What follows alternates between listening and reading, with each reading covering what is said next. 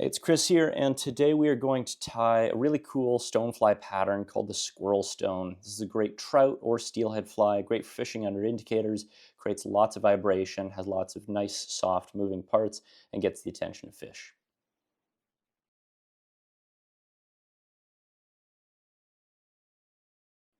All right, to start out, we've got a Mustad R73 streamer hook in the vise. The longer shank on these hooks just plays nicely to the long body of a stonefly. On here, I've just got a 5/32 of an inch copper bead. You can use brass or tungsten. Tungsten, of course, will get you down faster. And we're going to throw on some lead wire, both to help lock in that bead, but then also just to help sort of build up the taper to the thorax of this fly. For thread, this is some 8/0 Vivus here. Now you can tie this fly small, you can tie it big. You could go as small as heck, even maybe a 16, and as big as a 4 if you wanted to tie it as a like a large steelhead sort of nymph. So you can vary the size of hooks and materials to your liking there. It's a really nicely scalable fly for that reason.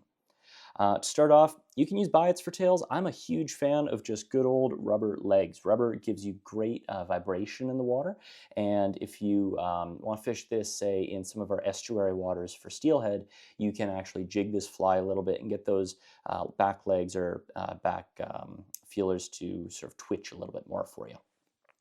And then one thing you can do just to throw in a little bit of a splash of color, I've shown this trick before, but we're going to use flat braid for a rib here. So this is Vivus flat braid. It starts off as like a very broad tinsel, but if you twist it up, it actually becomes a really nice rib, and it's very, very durable. So just as an alternate option to your sort of standard wires and things, this is a really fun one to play around with and add some really good durability.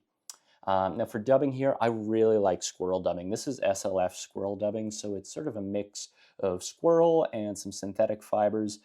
You can use rabbit for this, of course. You can use any kind of synthetic dubbing you'd like, but the squirrel does have like a nice prickliness to it. It gives you a really nice buggy kind of profile. And when you're trying to create something like a stonefly that is a little bit of a bulky looking fly, I think it really helps play into that kind of profile. So we're going to throw on a fair bit of dubbing here, just sort of covering up the body. Again, stoneflies, not the skinniest, most graceful looking insects. They're kind of chunky, so don't be too shy about throwing on a bit here.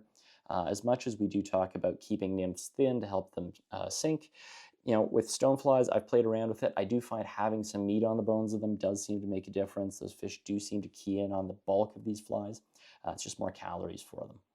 So you'll see it here, this is what we're doing with regards to the rib. So instead of a regular tinsel, we can just twist this right up, and it's going to ovalize basically into something that looks like wire, but just with a touch more flash. That's going to bleed through those squirrel fibers.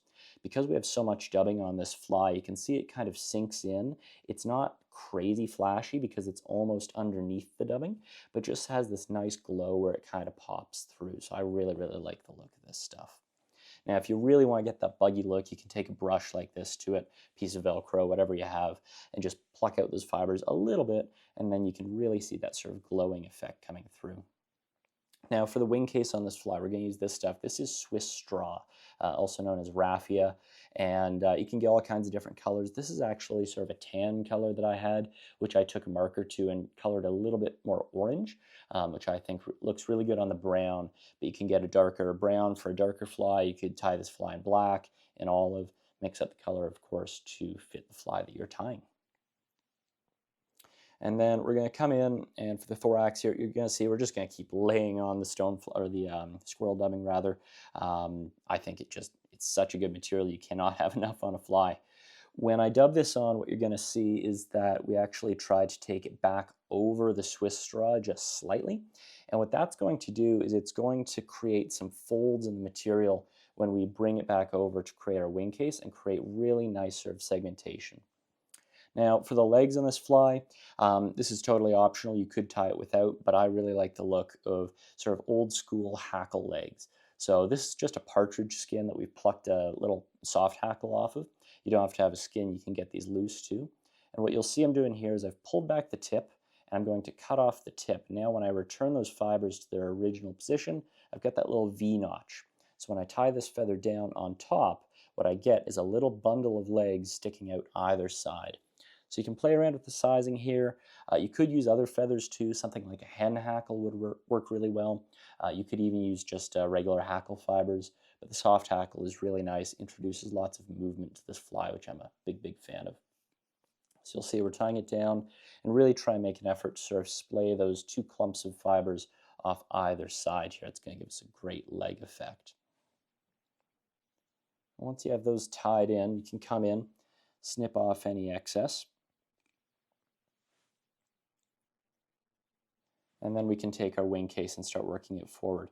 Now you'll see when I do this, I almost try to push it back just slightly as I'm tying it in to create a little bit of a loop almost. Like I'm not trying to tie this down super tight. And again, that's going to give us the nice looking folds in that wing case that really are the mark of a great looking stonefly.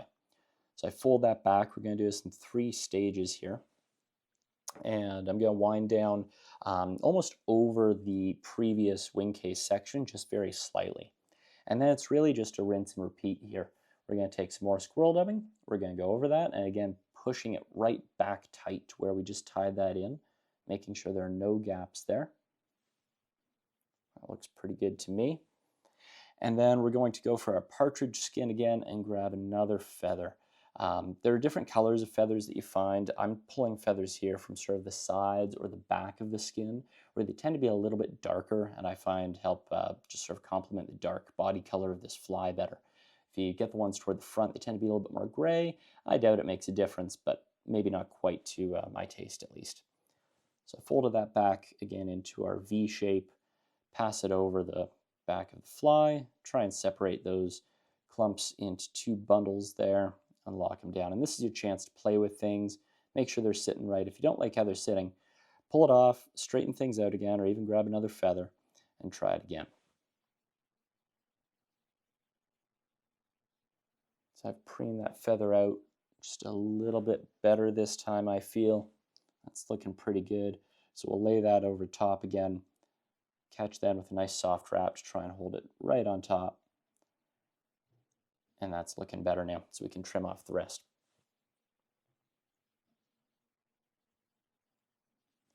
You can tidy up a bit, and then we're going to fold our second wing case. You can see how those legs are sitting nicely off to the sides. And you see what I'm trying to do here is I push that material back into itself. This is exaggerated. What I'm trying to do is that loop sort of effect. Just pushing it down with a little bit of slack, just like so. And that's going to give us, you can start to see that tiered, sort of segmented wing case effect there. You can work it out just to make it a little bit flat. You'll see when I tied in that Swiss straw, I didn't tie it in perfectly flat. I folded it up into a little bundle. That also helps just give it enough bulk that you get that sort of wing case effect there. Just making sure that there's no gaps in between. That's looking pretty good. At this point, again, this is last stage, so we'll just come in a little bit more squirrel dubbing. And with each progression here, I'm not scared to get a little bit bulkier, use a little bit more dubbing. That thorax usually does have a little bit of a ramp up to it as it just naturally tapers into thicker toward the head of these bugs. So one more round of partridge here, just laying that on top. And I'm trying to keep these legs pretty uniform in length, not really any clump longer than the next here, just sort of standard, consistent right through. That's looking great. We can clip that off, and we're almost fishing. We can tidy that up a touch, get them splayed. Nice. And then if there are any gaps showing, again, just come in a little bit more dubbing there. Really want to make sure this thing is full up to the head of the fly, otherwise you get this weird drop down taper. Just doesn't look quite right. Again, you can see what I'm trying to do, just magnified here with that loop effect. Kind of smush it down, but make sure there's a little bit of slack in that material. Come in, pinch that down, get bound down nice and tight. And that view, you can really see those loops showing up. Come in, snip off the excess. And that's a fine looking steelhead bug at this point. We can tidy up just a little bit there.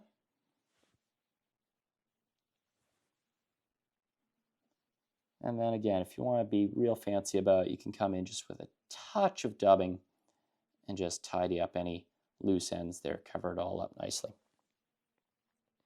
And to finish this off, I like to put on super glue just before I whip finish. Really helps lock things in. So I've got some Zap-A-Gap here. I'm just going to put onto my thread, just like so. It doesn't take a whole lot. You can wrap that right on and then throw a whip finish on top. That super glue trick really allows you to place your adhesive precisely without it getting into all those soft fibers behind and gumming everything up. So that's looking real good. That is your Squirrel Stonefly. This is a really good fly. Try tying it for trout. If you want to Euro nymph it, use a bit of a heavier bead to compensate for the bulk of this fly, maybe a little extra lead wire.